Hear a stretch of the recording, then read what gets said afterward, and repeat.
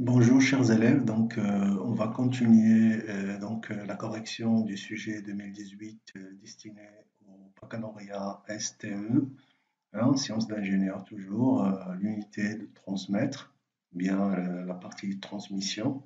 La question ou la tâche numéro 2, c'est une vérification de la compatibilité du moteur de traction, d'accord? Donc ici, on demande de calculer le couple, le couple de réception, hein, le couple récepteur, exercé sur la roue, c'est-à-dire l'élément, le dernier élément qui va donner ce couple-là, bien sûr, parce que c'est lui l'effecteur. Bien. Alors, lors des essais, on a créé une situation de fonctionnement qui simule le mouvement de déplacement sur une pente à alpha qui nécessite une force de traction, donc une force de traction de 180 newtons. Donc, la force de traction, c'est déjà donné. Et ici, la vitesse à ne pas dépasser sur la pente est de 30 km par heure. D'accord? On demande ici le couple. Donc, vous voyez, comme vous savez très bien, que le couple, c'est toujours une force fois une distance, hein. Dans le cas d'une rotation d'une roue, c'est toujours la force fois le rayon. D'accord? La force tangentielle, bien sûr, fois le rayon de la roue. Bien. Alors, déjà, la roue, on a déjà donné le diamètre de la roue, d'accord? C'est sur le- la copie, hein, on a déjà donné le diamètre de la roue.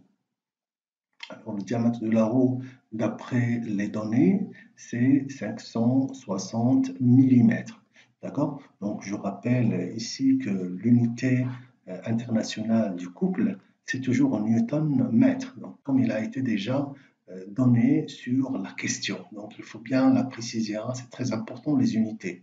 Parce que si vous commettez une erreur d'unité, tout le problème sera fichu, vous aurez une mauvaise note. Et c'est ce qu'on ne veut pas. Bien, donc vous avez le diamètre 560 mm, qu'on doit le convertir en mètres. Ça, on va le multiplier par 10-3 et on va le diviser par 2. Ça va donner 0,28 et un calcul simple, ça donne un couple de 50,4 Nm. Bien, la question, le couple R, c'est 50,4. D'accord, c'est ce qu'on a demandé. Alors la question suivante, c'est à partir du tableau du joint de cardan, hein, on choisit la référence du joint de cardan convenable. D'accord, donc vous voyez ici, le choix dépend du couple max. Et bien sûr, le couple qu'on a calculé ici, c'est 50,4 Nm. Donc on doit chercher un couple qui est un peu supérieur à ce couple-là calculé pour que le système fonctionne d'une façon correcte, sans difficulté. D'accord? Parmi les couples qu'on voit ici, juste supérieur à 50, on trouve que le couple qui dépasse 50,4 et qui peut résister à ce couple qu'on a calculé, on va prendre bien sûr un couple de 60, un couple de joint de cardan 60 qui est supérieur. Et bien sûr, le joint qu'on a ici, c'est pas un joint simple, c'est un joint double, puisqu'on a double, donc c'est le PPA. Hein. Pourquoi on a choisi le PPA au lieu du PA40? Parce qu'on a ici un joint double cardan. Donc, dans ce cas-là, on va prendre le PPA 40. OK? Bien. Alors, si on veut maintenant, la question suivante, c'est calculer la vitesse angulaire WR de la roue en radians par seconde. Alors, كنعرفوا بأن la vitesse linéaire, hein, on a déjà une vitesse linéaire donnée, d'accord, c'est 30 km par heure. Attention ici aux unités aussi.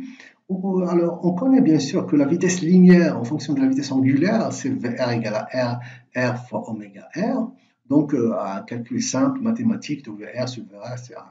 Alors, attention ici aux unités, d'accord, parce que ici, on a en kilomètres par heure, donc on doit le convertir en mètres par seconde. Kilomètre, c'est 1000 et une heure, c'est 3600. Hein, on cherche ici le radian par seconde. D'accord? Une heure fois 60, c'est 60 minutes fois 60, c'est 3600.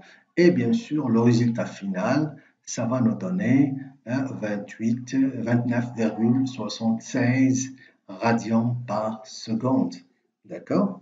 Le calcul qu'on a ici, d'accord? Alors, voilà.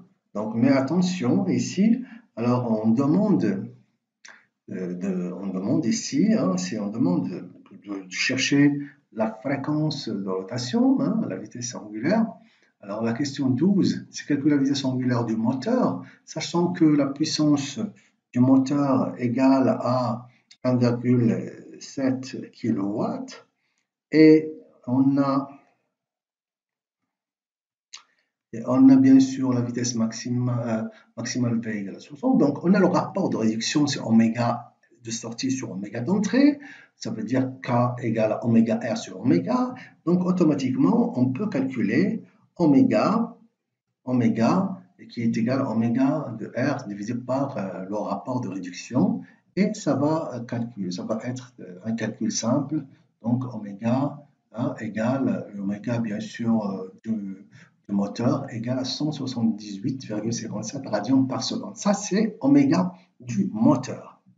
Et bien sûr, on a par définition oméga égale à 2πn, d'accord? Donc, automatiquement, ici, on peut trouver que n égale à oméga sur 2π, qui est égal à 178,57, hein, 178,7 divisé par 2π. D'accord? D'accord? Donc, c'est très simple. C'est un calcul très simple. N, donc, ça va nous donner n égale à 28,47 tours par seconde. Mais attention ici, qu'est-ce qu'on a demandé?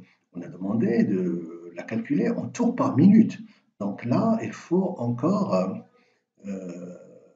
multiplier par 60 pour avoir la fréquence en tours par minute. D'accord? Sinon, on va dire tout simplement que n égale à donc W égale 2πn sur 60, donc c'est 60 fois W sur 2π qui va nous donner une fréquence de rotation à en tours par minute. D'accord? Il faut faire très attention aux unités, parce que sans les unités, vos résultats n'auront pas beaucoup de sens. Hein? D'accord? Donc, on doit toujours faire une petite interprétation sur le résultat. Donc, la fréquence du moteur avec lequel il va tourner, donc il va tourner à 1705,22 tours par minute, ce qui est logique, qui est une... D'accord? Donc, c'est une valeur qu'on peut la comprendre, on peut la vérifier. Hein? D'accord? On peut la vérifier grâce, bien sûr, à un stéthoscope qui permet de mesurer la fréquence de rotation du moteur à sa sortie. D'accord? Donc, on va s'arrêter ici. Chers élèves, on va continuer donc la correction. D'accord? Donc, comme on a dit, la fréquence de rotation qu'on a trouvée, c'est 1705, ce qui est raisonnable, tours par minute, bien sûr. Alors maintenant, la question qui va suivre, c'est bien sûr la vérification de la compatibilité du moteur de traction. D'accord? On va voir ça tout de suite. D'accord? Donc, alors, la suite de notre correction, de notre sujet, okay, c'est la vérification de la compatibilité du moteur de traction. Alors, quand vous voyez ici donc, la chaîne de transmission, qui est comme ceci, hein, vous avez le moteur asynchrone, bien sûr, qui va avoir une fréquence, et après, on va avoir un réducteur pour les courroies crantées, et après, on va avoir un joint de cardan, donc avec bien sûr un rendement. Et après, on va avoir une roue, d'accord, avec laquelle on va transmettre tout le mouvement. Bien. Alors, bien sûr, le rapport global, ou bien plutôt le rendement global, c'est la puissance de sortie divisée par la puissance d'entrée, ok, qui est égale aussi. Alors, donc, bien sûr, c'est la sortie, c'est la puissance de la roue, hein, puisque c'est la roue qui on va avoir le mouvement final, c'est le mouvement final. Et l'entrée, c'est la puissance du moteur, d'accord? Alors, or, on sait que, bien sûr, le rendement, c'est CR fois oméga, donc la roue, hein, c'est le couple R fois oméga R sur le couple moteur fois oméga moteur, hein, et ça, on l'a déjà calculé le CR et oméga R. On a déjà ces résultats-là. D'accord? Alors, qu'est-ce qu'on cherche? Nous, on cherche le couple moteur. Donc, on va faire sortir, donc c'est un calcul mathématique, on va faire sortir le couple moteur. Ça va donner le couple récepteur égal à 1 sur le rendement global fois oméga récepteur sur oméga du moteur. Or, K, on sait que oméga R sur oméga, c'est K, c'est le rapport de réduction. Et bien sûr, on sait que le rendement global, c'est le rendement de la poulie fois le rendement du cardan, du joint de cardan. D'accord? Donc ça va nous donner, on va remplacer bien sûr le rendement global avec sa valeur et on va avoir, on va voir une application numérique directement. Hein, d'accord? Ça va nous donner un couple de 9,30 Nm. Donc ça, c'est le couple moteur. Après on va passer à la question 15. On va chercher le calcul de la puissance moteur. Alors, on sait que le oméga moteur, c'est 178. Le couple moteur aussi, on l'a. Donc, la puissance moteur, c'est C fois oméga. Et comme application numérique, on aura puissance moteur égale à C fois oméga, qui est égal à 1,66 kW. Donc, on va le mettre en kilowatts, 1,66 kW. Et c'est terminé. Merci pour votre attention.